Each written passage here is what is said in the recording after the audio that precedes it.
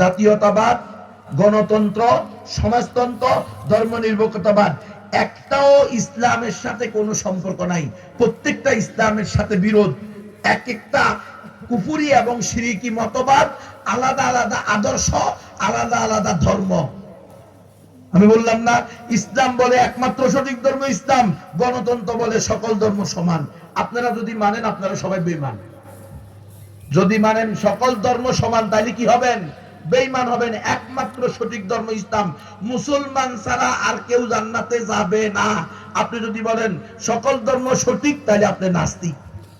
এটা যদি বড় হুজুররা বলে বড় হুজুররা নাস্তিক, বক্তা বললে বক্তা নাস্তিক, আপনারা বললে আপনারা নাস্তিক, আওয়ামী লীগ বললে আওয়ামী লীগ নাস্তিক, বিএনপি বললে বিএনপি নাস্তিক, জামাত ইসলাম বলবে জামাত ইসলাম নাস্তিক, সর্বনাই বললে সর্বনাই নাস্তিক।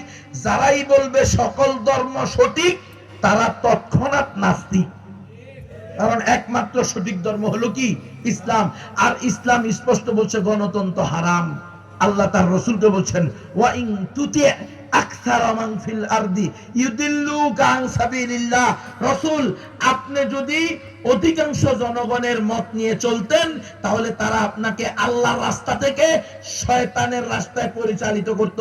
তো শয়তানের রাস্তায় পরিচালিত হওয়া এটা হালাল না হারাম? ইসলাম নারীদের পর্দাকে ফরজ করছে।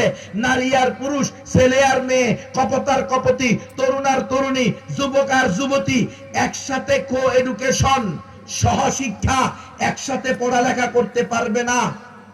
আর গণতন্ত্র বলতেছে ছেলে মেয়ে ভেদাভেদ নাই, সবার জন্য শিক্ষা চাই।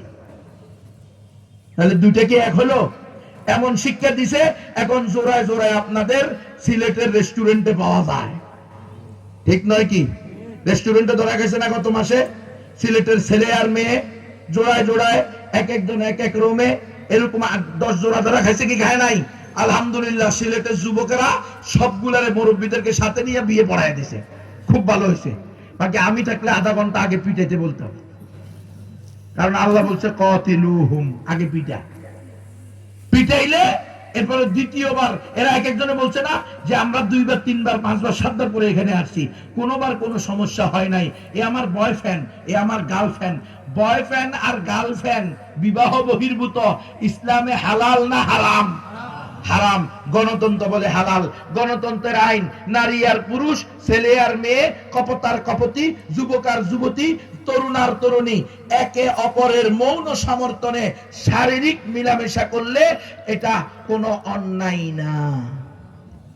এটার নাম হলো লিভ টু গিদার। বুঝছেন নি? ছেলে মেয়েরা এই জন্য দেখছেন না কত বড় বেলাজা, কত বড় বেহায়া, কত বড় বেশরম। একটা মেয়ে একটা ছেলেকে এভাবে জড়ায় ধরে বলতেছে সে আমার বয়ফ্রেন্ড।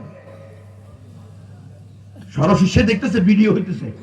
হ্যাঁ, এগুলো সারা দেশে প্রচার হইতেছে। সে স্পষ্ট বলে ফেলতেছে, হ্যাঁ মুসলিম উম্মাহ মনে রাখেন, এই যে আপনাকে আর আমাকে এই পরিস্থিতির দ্বারা নিয়ে আসছে কিসের মাধ্যমে? এই গণতন্ত্রের মাধ্যমে।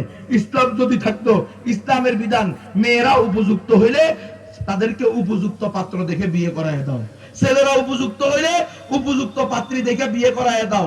বাপ মা পয়সাওয়ালা হইলে ছেলে মেয়েকে লালন পালন করবে।